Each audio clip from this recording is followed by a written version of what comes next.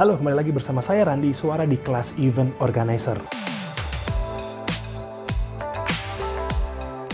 Ya, halo, kembali lagi dengan Randi Iswara di channel khusus Randi Iswara yang membahas mengenai dunia event. Ini channel yang saya khususkan di segmen kelas event untuk teman-teman semua yang kiranya baru belajar di dunia event.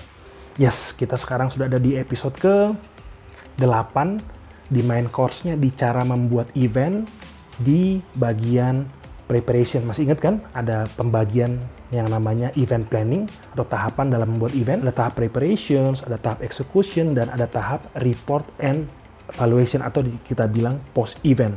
Nah, ketiga tahapan ini akan saya bahas lebih mendalam dan kali ini saya akan fokus membahas mengenai tahap preparations. Nah, tahap preparation ini sangat penting sekali karena dalam dunia event, preparation atau persiapan itu amat sangat penting karena sepengalaman saya event, sudah ratusan dan sharing dari teman-teman semua, preparations yang sebaik mungkin, masih mungkin di saat eventnya ada yang kurang loh.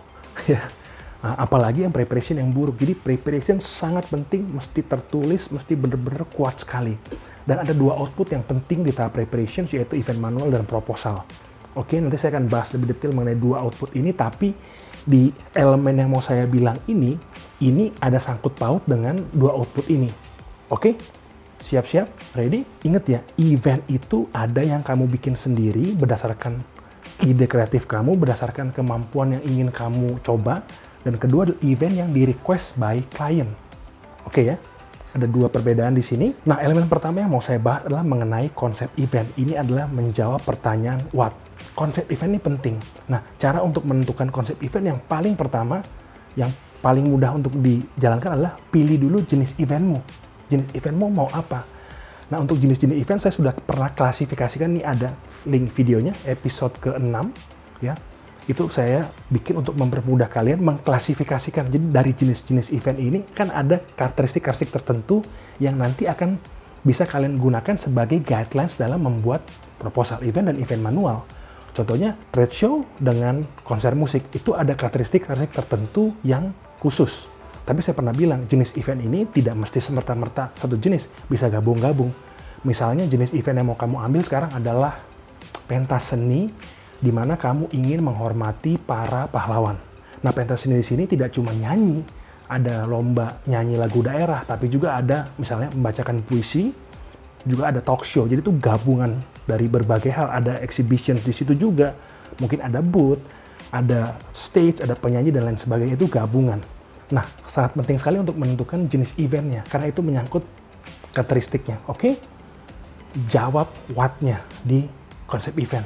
Lalu ada namanya latar belakang, itu menjawab why-nya. Dari event kalian, kenapa kalian bikin event ini? Kenapa kalian ambil jenis event ini? Mesti dijelaskan. Ya, ada penjelasan, segala hal mesti dijelaskan. Oke? Terus sudah ada penjelasan latar belakang, ada tujuan. Tujuanmu apa sih? Kalau kamu ingin misalnya pentas seni untuk memperingati atau mengenang jasa para pahlawan. Tujuannya apa? Oh, tujuannya misalnya untuk mengenang jasa para pahlawan agar generasi muda, anak-anak yang SMA, kuliah bisa mengingat para jasa pahlawan. Nah, itu sebuah tujuan. Atau misalnya ini event yang di-request oleh klien, misalnya mau produk launching, handphone baru. Ya tujuannya memang adalah, karena ini request by client, ya, tujuannya adalah untuk memperkenalkan produk ini ke khalayak ramai agar orang paham, agar orang tahu dan agar mau beli. Nah, itu adalah tujuannya. Ya, jadi runtutannya dari alasan, latar belakang ke tujuan. Lalu yang paling penting adalah tentukan tema. Secara visual, seperti apa eventmu. Karena event itu pasti ada temanya. Misalnya talk show. Ya. Talk show-nya temanya apa? Oh, temanya tentang Hari Pahlawan. Temanya mengenai hari, memperingati Hari AIDS. Atau apa itu.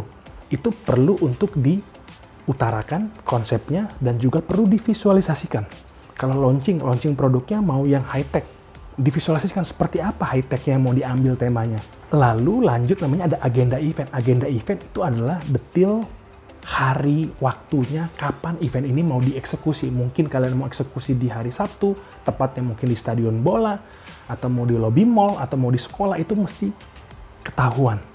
Mesti jelas tertahu. Lalu lanjut adalah how. How adalah bagaimana cara mewujudkan impian ini atau konsep ini, yaitu teknik pelaksanaannya. Nah, teknik pelaksanaan ini berupa yang namanya checklist, event checklist, tertulis. Item-item apa saja sih yang saya butuhkan untuk mewujudkan misalnya lomba baca puisi.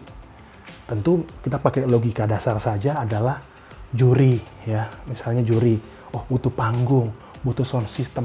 Hal-hal seperti itu perlu dipikirkan matang-matang dan tertulis di event checklist. Nanti ada hubungannya loh ini dengan event manual dan juga proposal.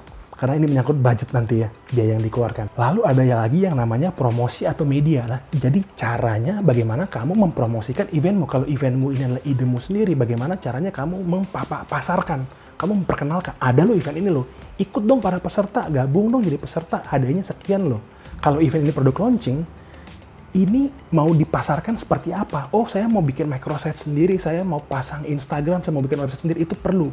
Jadi kamu sudah runtut ya, kamu harus tahu, oh konsep acaranya seperti ini, ya, bikinnya seperti ini, item-itemnya. Nah sekarang dipromosiin seperti apa ya, dijual tuh seperti apa ya, itu penting sekali loh. Lalu terakhir adalah benefit. Benefit sini kalau kamu cari sponsor ya benefit si sponsor, dia dapat apa saja. Nah kembali lagi di benefit sponsor ini perlu kalian utarakan.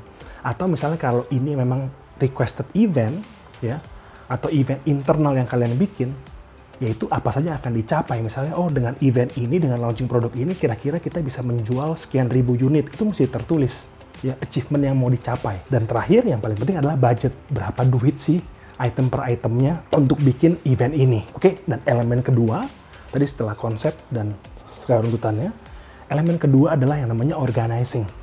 Nah, organizing ini penting. Artinya apa?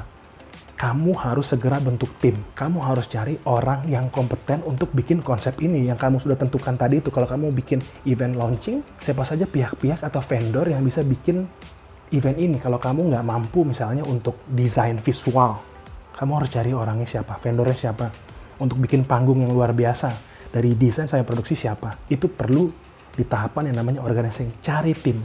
Dan pencarian tim ini penting. Karena kamu nggak bisa bikin sendiri semua. Oke, nah misalnya kalau teman-teman yang di kuliah, SMA kuliah tentu kan bikin kepanitiaan ya, ada ketua acara, ya, ada ketua panitia, bagian acara, seksi perlengkapan, seksi konsumsi, seksi lainnya. Nanti mungkin saya akan bahas detail nanti di episode selanjutnya mengenai organizing atau struktur dari manajemen acara. Nah kurang lebih itu di tahap preparation. Di episode selanjutnya nih, di episode 9 saya akan bahas hal yang sering orang tanyakan, yaitu bagaimana cara membuat proposal dan kira-kira apa saja yang harus ada dalam proposal event. Oke, jadi stay tune. Semoga episode ini bermanfaat. Kalau ada pertanyaan silahkan di kolom komen. Kalau kalian merasa ini bermanfaat, silahkan bagikan ke teman kalian. Oke, semoga ini bermanfaat. Tetap berkarya untuk Indonesia. Terima kasih.